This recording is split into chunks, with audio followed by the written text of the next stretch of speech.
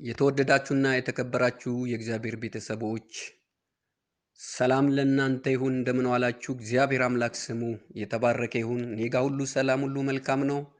ጌታ በታላቅ ምሕረትና ቸርነቱ ረድቶንና አግዞን ደግሞ እነሆኝ ይኸው ለዛሬ ሰኔ 13 2012 ዕለተ ቅዳሜ ምሽት ፕሮግራማችን ላይ እንድንደርስ ጌታ ረድቶናል። ስሙ ለዘላለም የተባረከ ይሁን።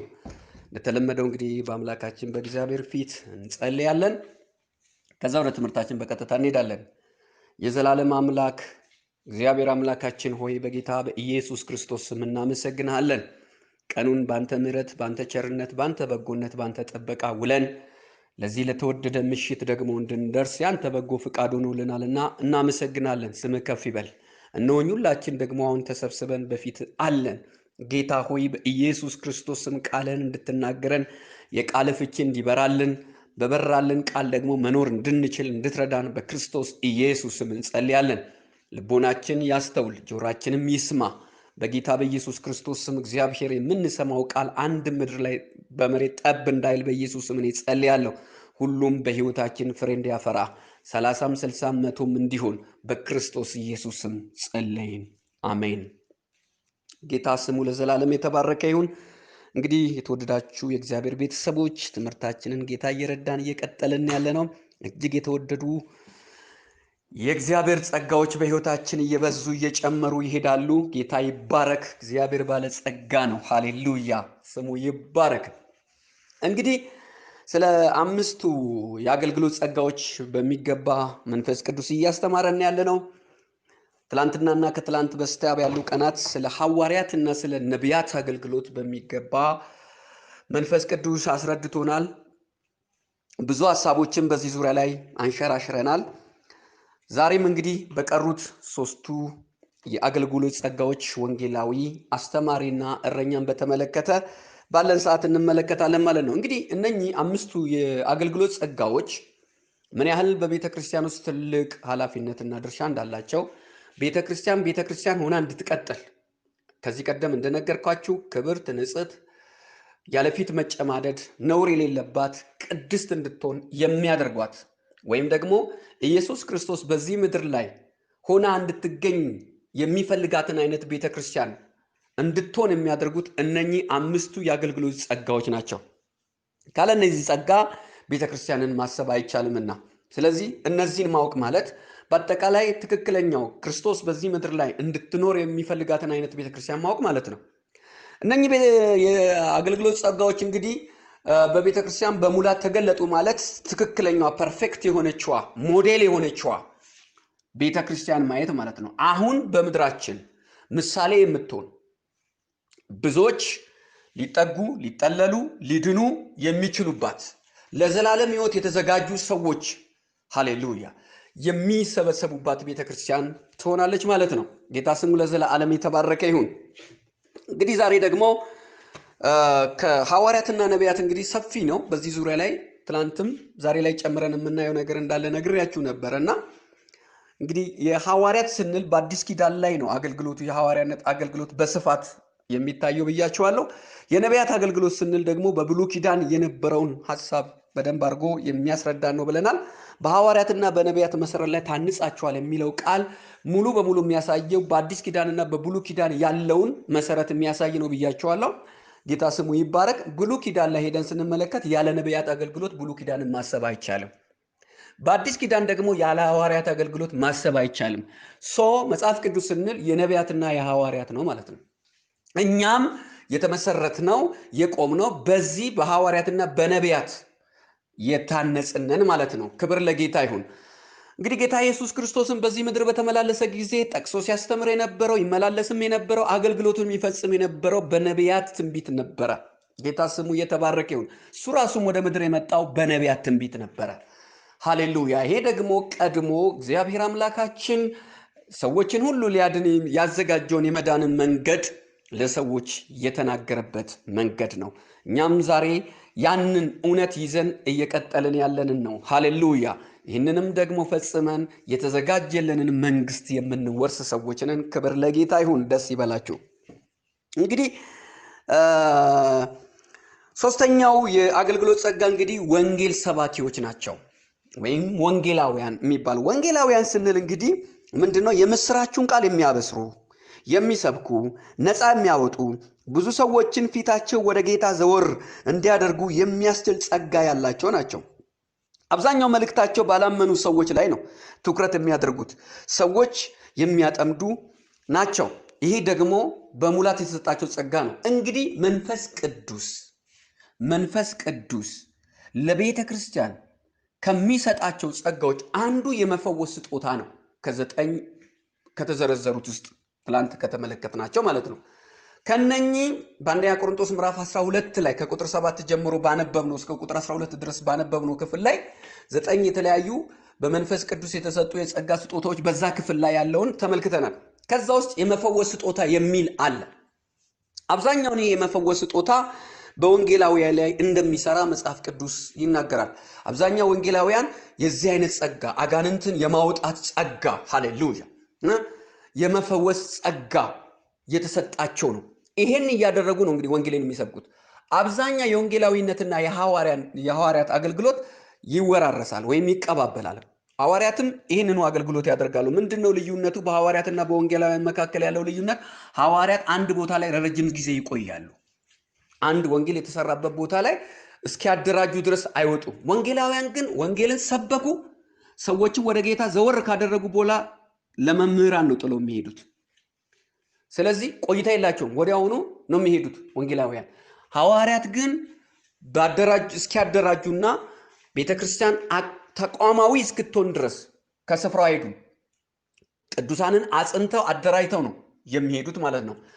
የመቆየት ባህሪ ከ1 ዓመት እስከ 2 ዓመት እስከ 3 ዓመት የመቆየት ባህሪ ያላቸው ማለት ነው የሐዋርያነት ጸጋ ያለባቸው ሰዎች።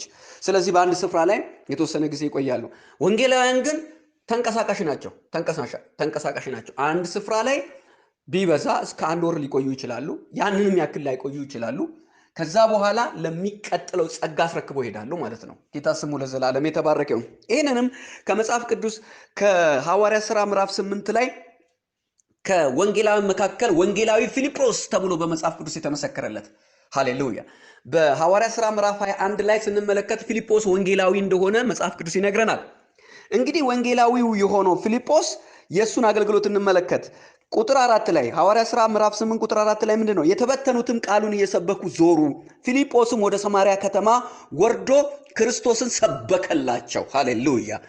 ሕዝቡም የፊልጶስን ቃል በሰሙ ጊዜ ያደረጋትንም የነበረው ምልክት ባዩ ጊዜ የተናገረውን በአንድ ልብ አደመጡ።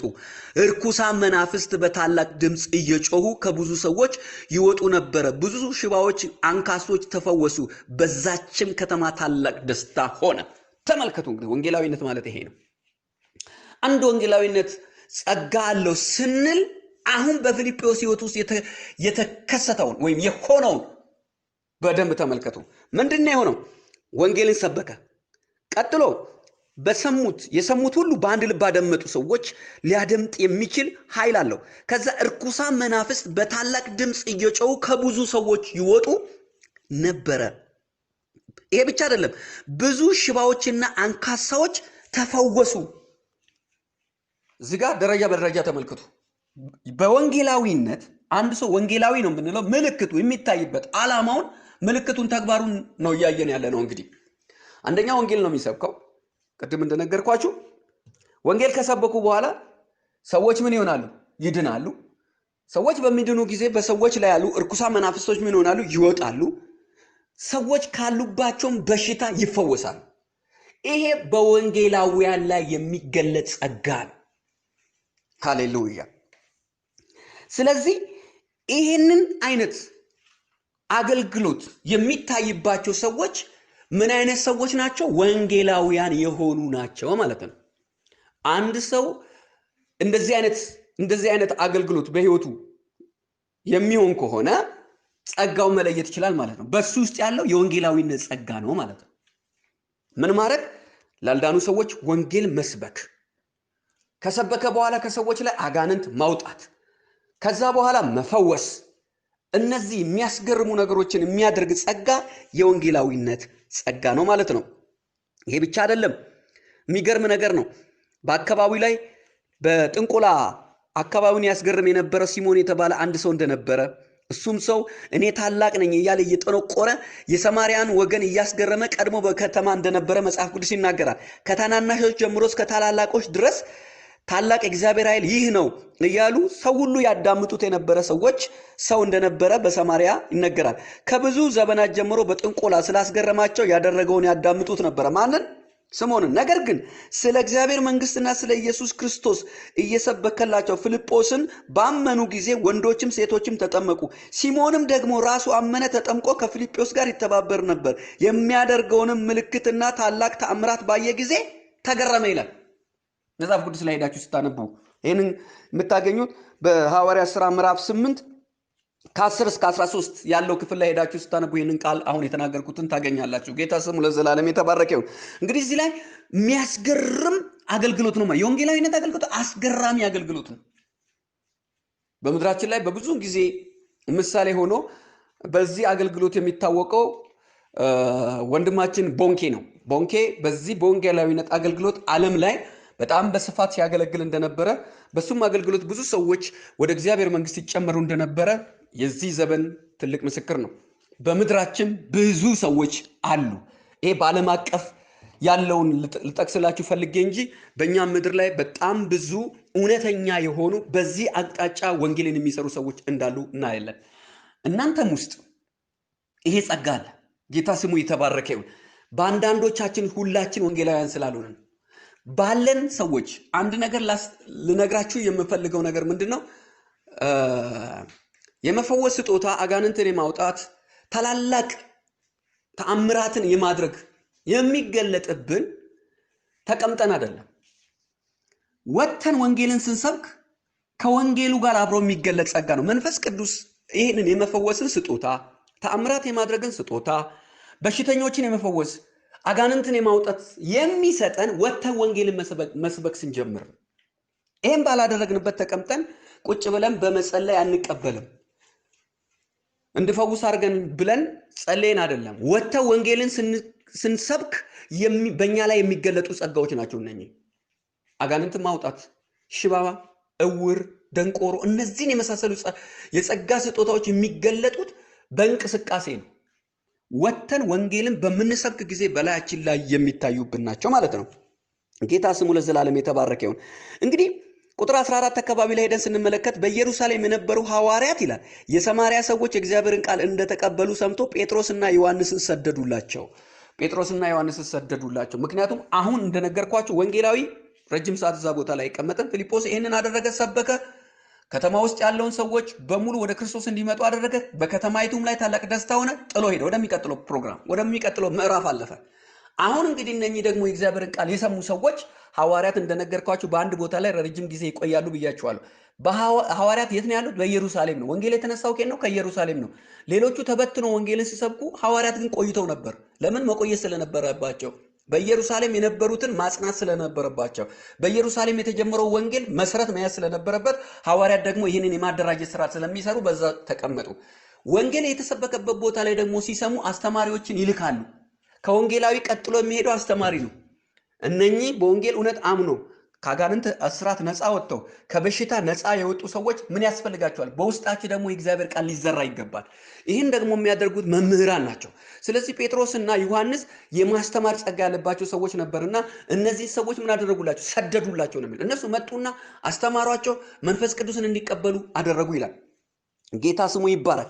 ሌላው በዚህ በማስተማር ጸጋ የተሞላው ማን ነው?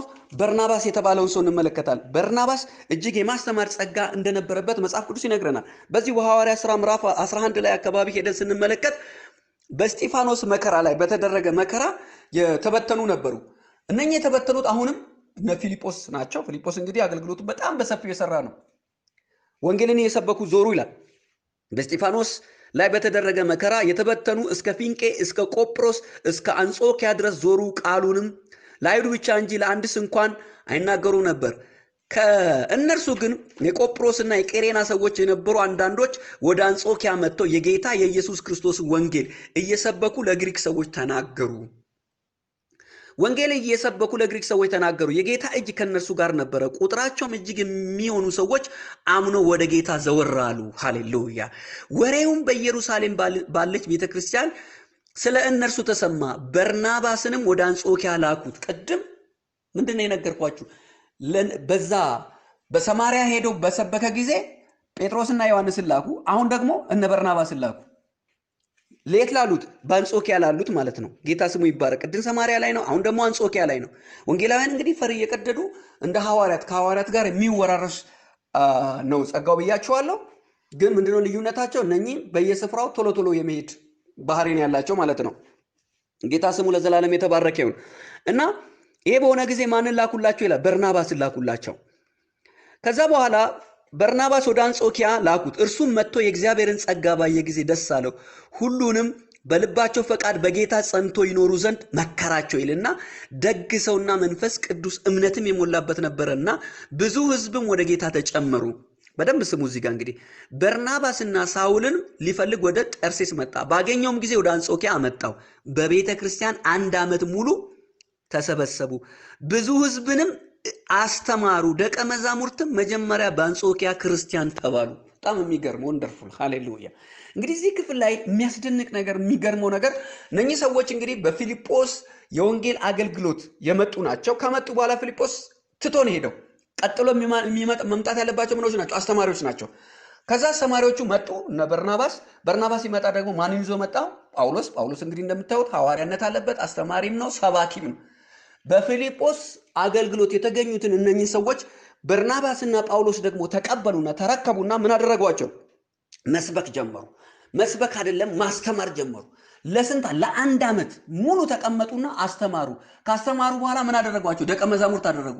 በዛን ጊዜ ለመጀመሪያ ጊዜ እንግዲህ ደቀ መዛሙርትን መጀመሪያ በአንጾኪያ ክርስቲያን ተባሉ። ክርስቲያን የሚለው ቃል የተሰጠው ያኔ ነው ማለት ነው። ጌታ ስሙ የተባረከ ይሁን። ክርስቲያን ማለት ክርስቶስን የሚከተሉ ማለት ነው። ጌታ ስሙ ለዘላለም የተባረከ ይሁን። እንግዲህ በዚያ ወራት ነቢያት ከኢየሩሳሌም ወደ አንጾኪያ ወረዱ። ምክንያቱም አንጾኪያ ላይ አሁን ትልልቅ ስራ መስራት ተጀመረ። ፊልጶስ ሄደ፣ ወንጌልን ሰበከ፣ የወንጌላዊነት ስራ። ቀጥሎ አስተማሪዎች መጡ። እነማ? በርናባስ እና ጳውሎስ። እነሱ ካገለገሉ በኋላ ደግሞ ተመልሶ ማመጡ? ነቢያቶች መጡ። ነቢያቶች ደግሞ የመጡት ቀጥሎ እዛ ያለውን ስራ ለማጽናት ለማደራጀት፣ ልክ እንደ ሐዋርያት ማለት ነው። ጌታ ስሙ ለዘላለም የተባረከ ይሁን። እንዲህ እየተቀባበሉ ነበር የሚሰሩት። መጀመሪያ ላይ ስለነዚህ 5ቱ የአገልግሎት ጸጋዎች ሲነግራችሁ እነኚህ በሙላት በቤተ ክርስቲያን በሚገለጡበት ጊዜ እንዴት ቤተ ክርስቲያን ጠንካራ እንደምትሆን እንመለከታለን። እንግዲህ በአዲስ ኪዳን ከነበሩ ቤተ ክርስቲያን በጣም ጠንካራ የነበረችው የአንጾኪያ ቤተ ክርስቲያን ናት። ሞዴል የሆነች ቤተ ክርስቲያን። መምህራን ነበሩ ይላል ምዕራፍ 13 ላይ። ሐዋርያት ነበሩ ይላል። ሃሌሉያ። ነቢያት ነበሩ ይላል እና ሲጾሙ ሲጸልዩ በርናባስና ጳውሎስን ለጠራዋቸው ስራ ለዩልኝ ተብሎ የተነገረላቸው ለመጀመሪያ ጊዜ ጳውሎስና በርናባስ የውጭ አገልግሎት ወይም ደግሞ ለልዩ አገልግሎት የተጠሩትና የወጡትም ከዚች ቤተክርስቲያን ነው። ከአንጾኪያ ቤተክርስቲያን ማለት ነው። ምን ያህል ጠንካራ እንደነበሩ ተመልከቱ። ይህ የሚያሳየው እንግዲህ 5ቱ የአገልግሎት ጸጋዎች በሙላት በአንድ ቦታ ላይ በአግባቡ ከተሰራ ትልልቅ ነገር ሊፈጸም በምድር ላይ ክርስቶስ የሚፈልጋት አይነት ሞዴል የሆነች ቤተክርስቲያን ልትኖር ትችላለች ማለት ነው። ጌታ ስሙ ለዘላለም የተባረከ ይሁን። ስለዚህ በአንድ ቦታ ላይ የምንመለከተው ይህንን ነው። ለዚህ ነው እንግዲህ በአንደኛ ቆሮንቶስ ላይ ጳውሎስ ሲናገር ምንድን ነው የሚለው? አጵሎስ፣ ኬፋ፣ እኔ ይላል። እኔ ብተክል አጵሎስ ያጠጣል ይላል። ሃሌሉያ። አጵሎስ ያጠጣውን ደግሞ ሌላው ይኮተኩታል። እንዲህ ነው ወንጌል ተቀባብለን የምንሰራው ነው። ታዲያ በዚህ ዘመን እንደዚህ መሆኑ ቀርቶ አንዱ ያዘውን ሌላው አያስጠጋም። አንድ ቦታ አንድ ሰው ሄዶ ሰበከ፣ እሱ ነው እዛ ጋር ሁሉን ነገር ማድረግ የሚፈልገው። ሌላ ሰው ላው ላይ መጥቶ መስራት አይፈልግም፣ አይቻልም። ምክንያቱም ራሳችንን በተለያየ አይነት ዶክተሪን አጥረን አስቀምጠናል። ስለዚህ ፓስተር ያቤጽ አንድ ቦታ ላይ ሄደ፣ ወንጌል ሰበከ፣ ዳኑ፣ አመጣቸው። ከሱ አመራር ውጪ ሌላ ሰው እዛ ቦታ ላይ ገብቶ ምንም ማድረግ አይቻልም። ሌሎች ጸጋዎች መጥቶ በላያቸው ላይ በያቤጽ የሌሉ ሌሎች ጸጋዎች ደግሞ በሌሎች ሰዎች እንዲሰራ ያቤጽ አይፈቅድም። ይህን አይነት የወንጌል ስትራቴጂ ተከትለን ነው እንግዲህ ሰዎች በአንድ አይነት ጸጋ ብቻ አድገው አንድ አይነት አስተሳሰብ ኖሯቸው በብዙ ጊዜ የምትፈልገው አይነት ሞዴል የሆነች ቤተክርስቲያን በምድራችን ላይ ማየት ያቃተን። ስለዚህ እግዚአብሔር ማስተዋልን ይስጠን።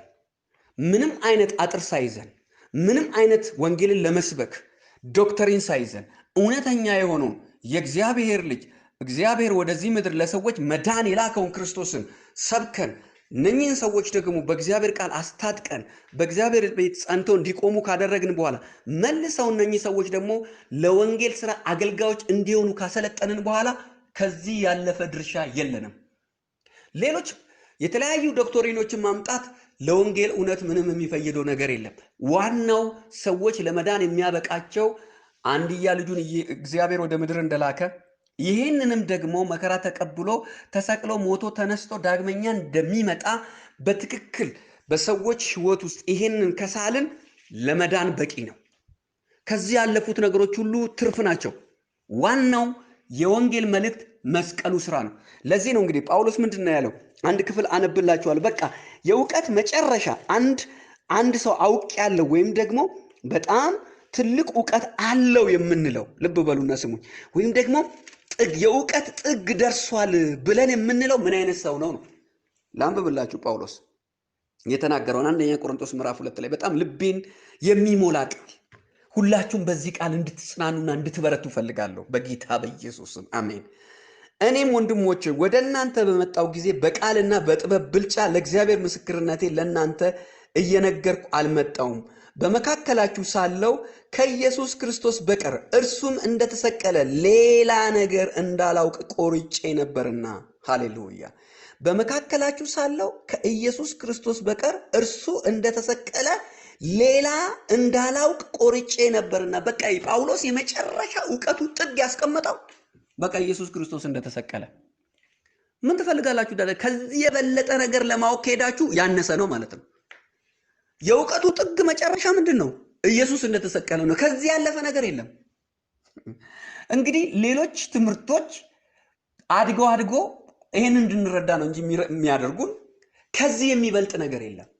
ጳውሎስ ይሄንን ነው በጥበብ በቃል ብልጫ ወደ እናንተ አልመጣሁም፣ እኔም ማውቀው አንድ ነገር ነው፣ እሱም ኢየሱስ እንደተሰቀለ።